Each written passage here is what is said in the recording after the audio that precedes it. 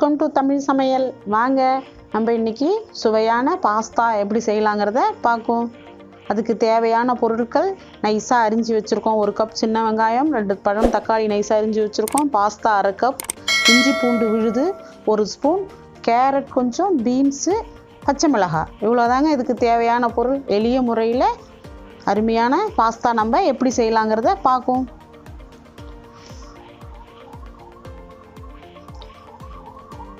இப்போ அடுப்பை ஆன் பண்ணிடலாங்க. ஒரு பாத்திரத்தில் பாஸ்தா வேக வைக்கிறதுக்கு தண்ணி கொஞ்சம் ஒரு 1/2 லிட்டர் தண்ணி வச்சுருக்கோம். அதில் 1 ஸ்பூன் உப்பு, 1 ஸ்பூன் ஆயில் சேர்த்துக்கணுங்க. ஏன்னா அந்த பாஸ்தா ஒன்றோட ஒன்று ஒட்டாமல் நல்லா பொல பொலன்னு இருக்கிறதுக்கோசரம் நம்ம கொஞ்சம் ஆயில் சேர்த்துக்கிறோம். கொஞ்சம் வெந்நீர் சூடானதும் நம்ம பாஸ்தாவை அதில் போட்டு வேக வச்சு எடுத்துக்கலாங்க.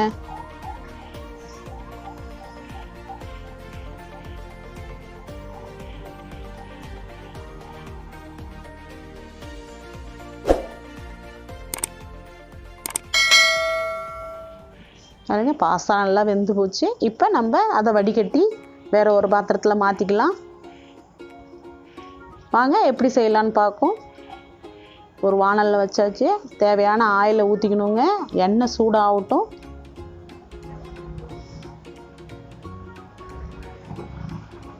எண்ணெய் சூடானதும் வெங்காயத்தை நைஸாக அரிஞ்சு வச்சோம் இல்லைங்களா, அதை போட்டு ஒரு கொஞ்சம் ரொம்ப செவர வேண்டாம், ஓரளவுக்கு செவந்தா போதும். ஒரு கண்ணாடி பதத்துக்கு வந்தால் போதுங்க. நல்லா வதக்கிக்கலாம்.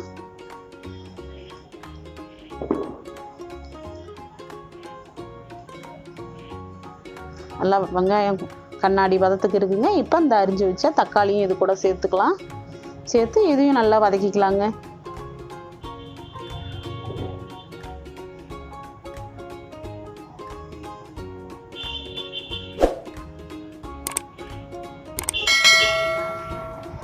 நல்லா தக்காளி வந்துச்சுங்க. இப்போ கேரட் ஒன்று, கொஞ்சம் பீன்ஸு, 2 பச்சை மிளகாய், இதையும் அது கூட சேர்த்து கொஞ்சம் ஒரு 5 நிமிஷம் வெந்தால் போதுங்க. இந்த காய்கறிலாம் இதுலேயே வேகிற மாதிரி இந்த எண்ணெயிலே நல்லா வெந்து வந்துடும். பாருங்கள் நல்லா வெந்துடுச்சு. இப்போ நம்ம அரைச்சி வச்ச இஞ்சி பூண்டு பேஸ்ட்டை ஒரு 1.5 ஸ்பூன் இதில் சேர்த்துக்கலாங்க.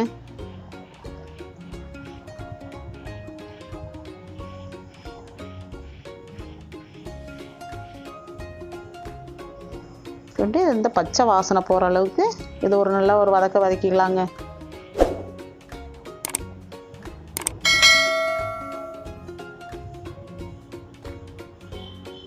இப்போ காஷ்மீர் சில்லி 1.5 ஸ்பூன் சேர்த்துக்கிறோங்க. இது வந்து ரொம்ப காரம் இருக்காது, கொஞ்சம் கலர்ஃபுல்லாக இருக்கணும். அதனால் நான் 1.5 ஸ்பூன் சேர்த்துக்கிறேன்.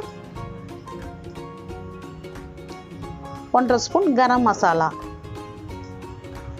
அடுப்பை சிம்மில் வச்சுக்கிட்டு இதையும் இந்த எண்ணெயிலேயே ஒரு நல்லா வதக்கிக்கலாங்க. இப்போ டொமேட்டோ சாஸ் ஒரு 2 ஸ்பூன்,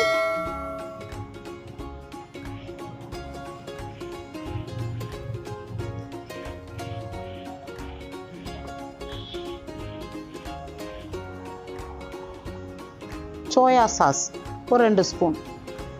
அடுப்பு சிம்மில் வச்சுக்கிட்டு இதை நல்லா வதக்கி விடணுங்க.